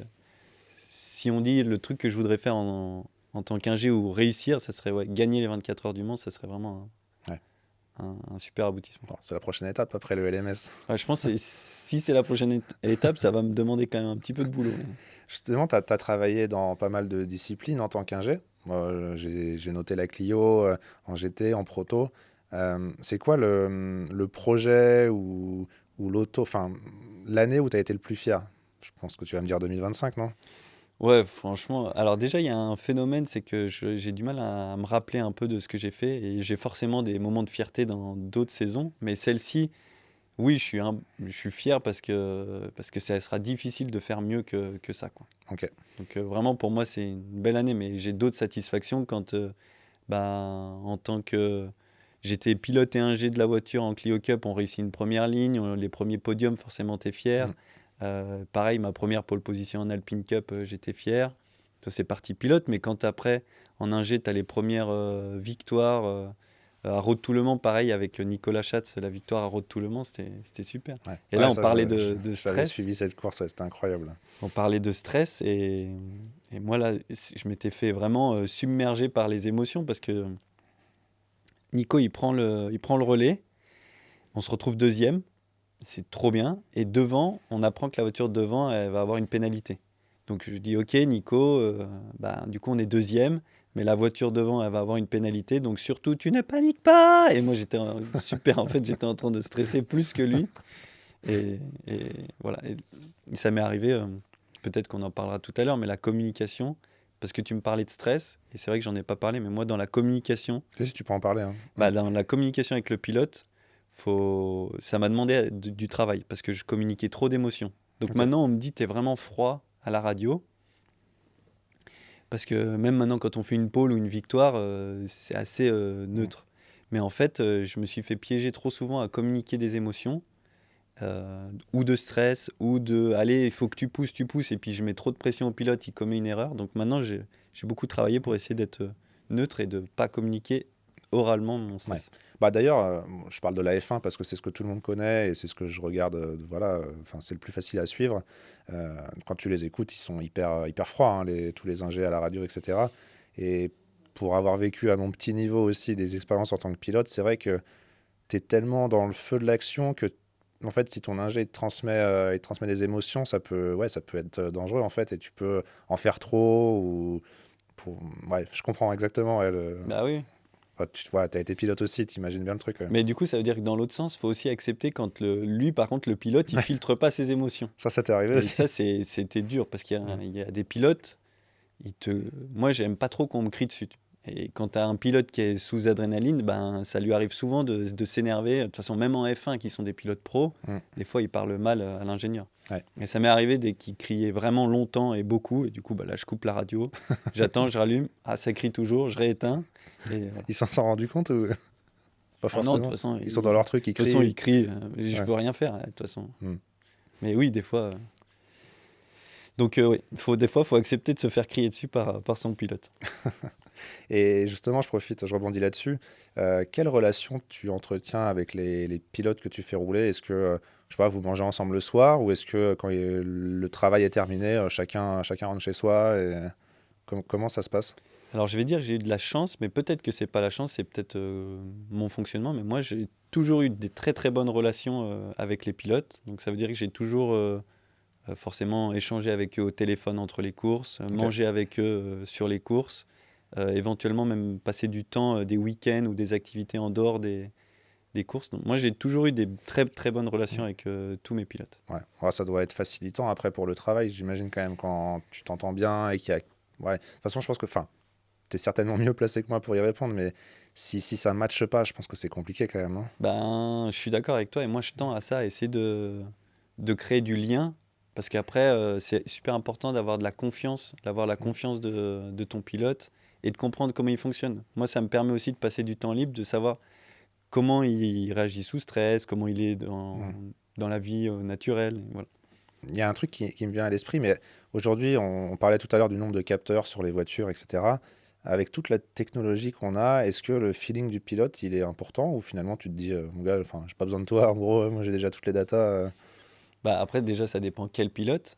C'est sûr que c'est plus embêtant d'écouter un pilote qui a plusieurs secondes de la référence. Mais en tout cas, oui, en tant qu'ingé, on a tendance à le prendre comme juste un capteur parmi tant d'autres. Je pense qu'il faut quand même considérer qu'il faut que le pilote se sente bien dans la voiture Mm. pour qu'il performe. Donc oui. Par contre, tu parlais de feedback et c'est pas facile. La nouvelle génération, je trouve, encore une fois, je fais une généralité, je m'en excuse, on peut trouver des contre-exemples, mais la nouvelle génération, elle est moins pointue, elle est plus à s'adapter plutôt qu'à te décrire exactement ce qu'elle Ok. ressent et ce qu'elle a besoin pour performer. Parce que l'habitude peut-être justement des datas dès le karting, non? Voilà, dès le karting, les datas, on roule tellement et il y a tellement d'informations que de toute façon, même si je suis pas bon sur la mise au point, il y a quelqu'un qui va le faire pour moi, on va trouver quelque chose. Ok. Je pense, et je suis pas sûr, alors que quand tu prends, nous, notre directeur d'équipe, c'est Nicolas Lapierre, Mm. et ça fait partie des générations qui ont beaucoup de feeling et de feedback et qui peuvent te donner précisément un retour. Ouais. Et je pense que c'est parce que c'est quelque chose qu'ils ont développé très tôt avec le kart où il a fallu se débrouiller de toute façon et régler comme il avait envie. Ouais. Et justement, bah, qu'est-ce que tu penses de toutes ces nouvelles technologies en sport auto? Est-ce que Tu penses que ça rend le métier plus intéressant ou plus complexe, notamment pour les ingés? On a de plus en plus de data, de plus en plus de capteurs, de données, etc. Bah, moi, je trouve que c'est plus intéressant. On comprend de plus en plus ce qui se passe à bord de la voiture. Par contre, oui, ça veut dire qu'on a plus d'informations. Mais bon, comme tous les métiers actuellement, c'est Ouais, c'est vrai. un peu C'est ça vrai. où on commence à être saturé d'informations. Mais moi, j'aime bien ce que ça prend comme tournure pour les ingés. Ok. Après, peut-être que pour l'aspect financier et l'aspect pilotage, peut-être que si on revenait à plus simple, un peu plus comme avant, c'est sûr que ça serait peut-être mieux. Mais en tout cas, juste pour mon métier, moi, c'est que du confort en plus et que c'est Ok. trop bien, quoi. Ouais, carrément, je comprends, hein. Et les compétitions électriques, t'en penses quoi, toi, d'un point de vue ingénieur? Sans parler de moteur thermique ou moteur électrique, mais j'ai cru comprendre que c'était, pour un ingé, ça pouvait être hyper intéressant. Moi, j'ai jamais bossé en FE, par exemple, en Formule I. Mais par contre, je sais que tous mes potes qui sont en Formule E, ils s'éclatent. Parce qu'il y a plein de choses. Tu dois gérer l'énergie, la Ouais. stratégie d'énergie. Enfin, tu as plein de choses. Et puis après, moi, personnellement, je l'ai dit au début, j'aime bien le sport auto. Et à la limite, que le moteur il fasse du bruit ou pas, c'est un peu moins de charme. Mais moi, c'est pas spécialement Ouais. ce qui va m'impacter. Ouais, Moi, c'est aller c'est la chercher la compétition qui me plaît. Voilà. performance à partir d'une machine, ouais. Ok. Et l'IA, alors, enfin, on en parle dans plein de domaines aujourd'hui. Sport auto, on vient de le voir, c'est un sport où il y a de plus en plus de données, justement. Est-ce qu'aujourd'hui, vous vous en servez de l'intelligence artificielle? Est-ce que tu penses que ça, on va de plus en plus s'en servir en sport auto? Enfin, comment tu vois le truc, toi, personnellement? Je sais pas où ça va aller. Je vois pas trop encore où ça va se diriger. Je vois des trucs qui émergent un Ok. petit peu. Bon, bah forcément, l'intelligence artificielle en F1, ils l'utilisent pour Mm. les stratégies parce que tu peux traiter une grosse base de données et ça va t'aider à traiter rapidement. Nous, à notre échelle, on l'utilise plus un peu comme les gens le font actuellement, Ok. c'est-à-dire d'utiliser ChatGPT pour te faire gagner du temps dans certains domaines. Ouais. Et, mais il y a certains développeurs qui essayent de mettre en place des outils pour aider facilement à traiter toutes les datas. Puisque tu as Ok. dit tout à l'heure, on a beaucoup de data. Et ben, tu mets ton fichier de data et puis lui, il te sort un report Mm. avec la voiture a fait ça à tel endroit. Pour l'instant, Ok. c'est... Ouais, j'aurais pensé que ça allait plus vite. Tu vois, typiquement, je vois à mon niveau, mais tu vois, quand tu sors de la voiture, tu sors les données, tu vois les courbes avec les freins, les vitesses de passage, etc. Il y a toujours quelqu'un avec toi pour lire les datas. Et je me dis, ça, c'est typiquement un truc qu'on pourrait donner à une IA et qui te dise, bah écoute, dans le virage numéro 2, il faut que tu fasses ça de mieux. Virage numéro 3, c'est bien, mais tu pourrais freiner plus tard. Enfin, tu vois, un truc déjà, un rapport, tu sors de la voiture et tout est prêt, quoi. Bah, ça le fait. Ok, Mais moi, je trouve que c'est pas très pertinent parce que ça prend pas tout dans son oui, contexte. ok, Et un pilote, je peux peut-être simplifier en prenant un exemple, mais ok, là, tu freines 10 mets plus tôt. Oui, mais ça prend pas forcément en considération que ce tour-là, tu étais en pneu froid, ouais, ou alors qu'il y a un complètement, ouais. mec qui t'a doublé, ou alors que la piste, elle a pas la même température, et tu sais que si la piste, elle est à 25 degrés ou à 35 degrés. Mm. Donc en fait, il faudrait qu'il y ait encore beaucoup plus d'informations pour qu'elle puisse traiter correctement ça, Ouais, l'IA. ouais, complètement, ouais. Pour l'instant, voilà. Mais par contre, en tant qu'ingénieur, il y a beaucoup d'outils qu'on doit se créer avec Excel, tu sais, en VBA, en Visual Basic, Mm. donc tu fais tes macros et tout ça. Et ça, l'intelligence artificielle, ça a été une révolution parce que tu gagnes des trucs que tu mettais une semaine à faire. Ça m'est arrivé cette année. Il y avait un gros fichier de données où toutes les données, elles étaient les unes à la suite des autres. Et il fallait qu'on en sorte un Excel avec un- des belles colonnes. Et un des ingés, il y a passé 3 jours. Et je lui ai dit, ah, bah, fais voir ton fichier et tout ça. Je l'ai mis, j'ai utilisé l'IA et en allez, 30-45 secondes, je lui ai dit ce qu'il fallait qu'il y ait en sortie. Et ça m'a sorti le boulot que lui, il avait mis 3 jours. Donc il était dégoûté, mais en fait, ça, bon. Ouais. Mais bon, ça, dans tous les métiers, on l'utilise C'est comme ça ça, pour ouais, c'est l'instant. un truc qu'on peut retrouver dans d'autres métiers, ouais, effectivement. Il y a des trucs aussi dont je voulais parler avec toi. Là, récemment, il y a eu le Grand Prix Explorer. Je crois que c'était la troisième édition. Ouais, Tu y as travaillé. oui. J'aimerais bien savoir un peu, bah, déjà ce que tu en as passé, ce que tu en as pensé, pardon. Comment tu as été amené à y travailler, etc. Enfin, est-ce que tu peux nous en parler un petit peu? Ben moi, j'ai travaillé là-bas parce que c'est Winfield qui m'a appelé. Ok. Donc Winfield, qui est une école de pilotage dans laquelle tu travailles, on l'a dit tout à l'heure, un voilà, peu c'est ça. le reste de l'année, Ils ouais. sont basés au Castellet et c'est une école de pilotage, donc ils forment des jeunes pilotes. C'est aussi eux qui faisaient, ils sont connus parce que c'est ceux qui faisaient rouler l'Alpine F1. Là. Dès qu'il y avait quelqu'un, une célébrité qui roulait dans une F1 Alpine, c'était Winfield qui faisait. Bon, bref, pour ça, ils ont demandé. Enfin, Squeezie les a sollicités un moment pour des séances d'entraînement pour des youtubeurs. Et puis, du coup, on a suivi dans la continuité. On est venu au GP Explorer. On avait une semaine d'entraînement pour préparer les procédures et travailler encore le pilotage avant les 2 courses qui étaient samedi et dimanche. Donc moi, je me suis retrouvé là-bas en tant que coach en pilotage pour 2 équipes. Et du coup, j'avais 2 youtubeurs. Enfin, j'avais SCH, le rappeur français, le youtubeur Billy, et après 2 youtubeurs américains. D'accord, ok. Et du coup, qu'est-ce que tu as pensé de l'expérience justement du Grand Prix Explorer? Moi, je suis arrivé avec pas mal d'appréhension. Parce que moi, YouTube, je le consomme pas mal. Donc, je vois pas mal les youtubeurs le soir. C'est mon moment de détente. J'avais cette appréhension-là de est-ce qu'ils vont me prendre de haut? Est-ce que ça a créé un décalage? Et puis, comment ils vont être? Est-ce que c'est les mêmes entre le réel et ce qu'on voit à l'image? Et ça s'est super bien passé. Ils ont tous été vraiment hyper sympas, hyper abordables, hyper humains. J'en ai même discuté avec certains, ils disent bah oui, mais nous, bon, il y a encore quelques temps, on était dans nos chambres à faire des vidéos et tout. Humainement, c'était incroyable. Sportivement, dans la semaine, je dois avouer que des moments, c'était un peu. Quand on en est au 3e tête à queue et que ça crée un drapeau rouge, c'était un peu dur. Et donc, il y a eu un moment où je me suis dit, je sais pas où on va. Et quand ça a été. Quand les spectateurs sont arrivés, mais là, c'était incroyable. Et là, franchement, j'ai compris ce qu'on m'avait expliqué du GP1, GP2. C'était vraiment incroyable. L'ambiance, les spectateurs, enfin le public qui n'est pas le même que d'habitude, qui est très bienveillant, qui n'a pas de préférence pour une équipe ou une autre. L'ambiance, moi j'ai trouvé ça mais vraiment, vraiment incroyable. Et au point que quand ça finit, tu dis ah, c'est déjà fini, c'était trop bien. Ouais. C'est quand même sportivement, ouais, j'imagine que c'est difficile, mais en même temps, pour des gens qui n'ont pas d'expérience en sport auto, pour la majorité, il y en avait quelques-uns qui avaient déjà un peu roulé et tout. Mais c'est quand même culotté d'aller les faire rouler des F4, tu vois, sur le circuit du Mans, devant des spectateurs et tout. Non, mais en plus, c'était pas mal. C'est juste, je dis ça parce que moi, j'ai l'habitude d'être avec des jeunes où tu leur donnes un conseil et ils l'appliquent tout de suite. Là, des fois, tu dis un conseil, ah, il a pas réussi. Bon. Mais c'est normal, c'est pas leur métier. Et en vrai, le niveau, il était très honorable. Il y en a qui ont fait l'erreur de comparer, parce que la semaine d'avant, il y avait le championnat de France F4. Ouais. Ils ont comparé les chronos, ils ont dit, mais ils sont hyper loin. Ça donnait quoi d'ailleurs en termes de chrono? Je crois que le plus rapide, c'était Carchez, je crois, au GP Explorer, qui a dû rouler en 41, et la pole, elle est en 37 la semaine d'avant. Okay. Donc les gens, ils disent 4 secondes. Sauf que ils étaient à 100% la F4 France, et là, ils étaient bridés à 80%. Okay. Donc en fait, ils étaient bridés à 80%. Donc déjà, naturellement, ça excuse au moins quelque chose comme 1 seconde et demie, 2 secondes. Ok, moi je savais pas qu'il y avait une bride pour le Grand Prix Explorer. Oui, au niveau du calculateur, il la gère.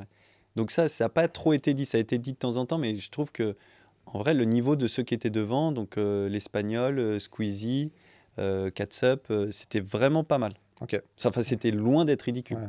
Ouais, il y a eu pas mal de journées de roulage, non, quand même, avant? Ouais, je trouve que ça, c'est bien, c'est qu'ils les ont bien préparés. Oui, c'est vrai que, par contre, tu te dis, bah oui, avec tout ce qu'ils ont eu, il y a des gamins, ils roulent moins que ça pour préparer le championnat de France. Ouais, c'est ça. Et donc, toi, tu m'as dit que tu étais dans l'équipe où il y avait SCH, c'est ça? Ouais.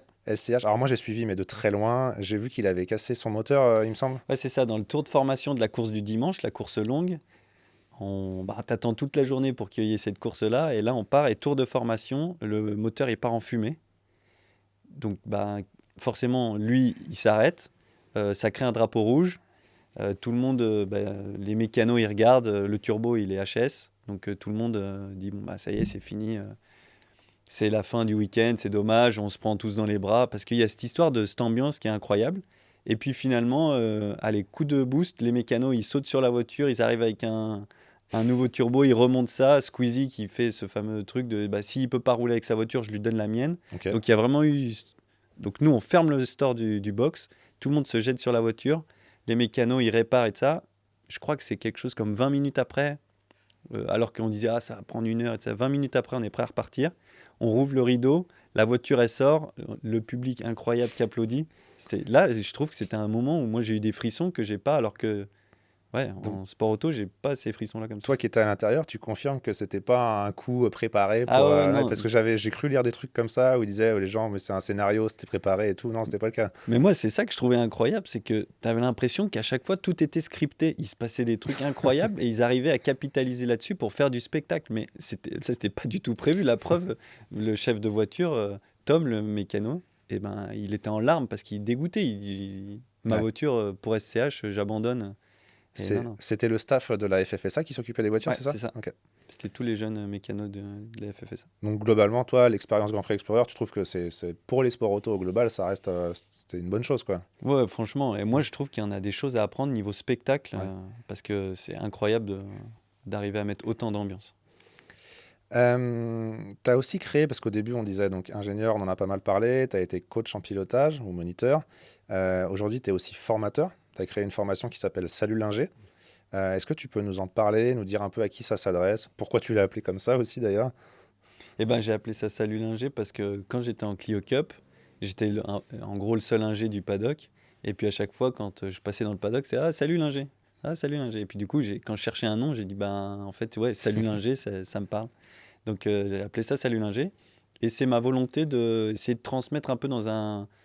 C'est un monde quand même fermé, le sport auto. Les secrets sont bien gardés. Tu vas pas trop dire. Et en fait, c'est dur d'engranger de la connaissance, qu'on disait pour les étudiants, parce que tu sais pas où, qui va te expliquer. Moi, j'avais pas de mentor, j'ai quand même pas mal galéré les premières années à dénouer le vrai du faux. Donc j'ai dit, bah, moi, ça me plairait de transmettre et de donner les bases, les bonnes bases pour se lancer, ou même quand tu bosses déjà en sport auto, voilà, d'avoir les bonnes bases techniques pour pouvoir évoluer. Ok, donc à la fois tu cibles des étudiants, des gens qui sont déjà en fonction dans un team par exemple, mais aussi des gens qui sont pas forcément ingés ou... Ouais, en fait, je vais avoir des étudiants, c'est ce qui paraît logique au début, mais j'ai aussi des ingénieurs qui bossent déjà depuis quelques Ok, années. J'ai des coachs, j'ai des pilotes pros qui viennent aussi pour techniquement monter ok, en compétences, des mécaniciens, des directeurs d'équipe, et puis des fois simplement des passionnés qui veulent mieux comprendre ce qu'ils voient à la télé. ok, top. Et tu trouves encore le temps de faire ça? Enfin, du coup, on disait entre tes semaines de déplacement, machin, et tu... Bah, vu que moi, je me déplace un peu moins, j'ai dit cette année, j'ai fait que 12 semaines Oui, de que 12 déplacement. semaines de Ça veut déplacement, dire ouais. que j'ai quand même, il me reste 40 week-ends de dispo. Ah Donc bon, bah je oui. fais ça volontairement Madame doit les. être contente. Ouais, ouais. Bah, du coup, par contre, Salut Linger, au moins, je le fais avec Carla et comme Ok. ça, au moins. Et les formations, c'est du présentiel ou c'est en distance? Moi, j'ai voulu, donc pendant le Covid, je faisais ça en distanciel et puis ça plaisait bien, mais moi, je voulais revenir sur du présentiel parce que pour moi, c'est important que ça soit dans l'échange, qu'on puisse se poser des questions, que ça soit en petits groupes. Et puis qu'il faut que ça soit en immersion à chaque fois, c'est dans un atelier que je fais ça pour qu'on soit au plus proche Ok, des voitures. Parce que si j'explique ce que c'est une barre anti-roulis, il faut qu'on puisse voir comment ça se d'accord. règle, à quoi ça Un ressemble. atelier de compétition Ouais, ou... c'est ça, ben, on les fait souvent ou chez Winfield ou chez CLX. Ok, génial.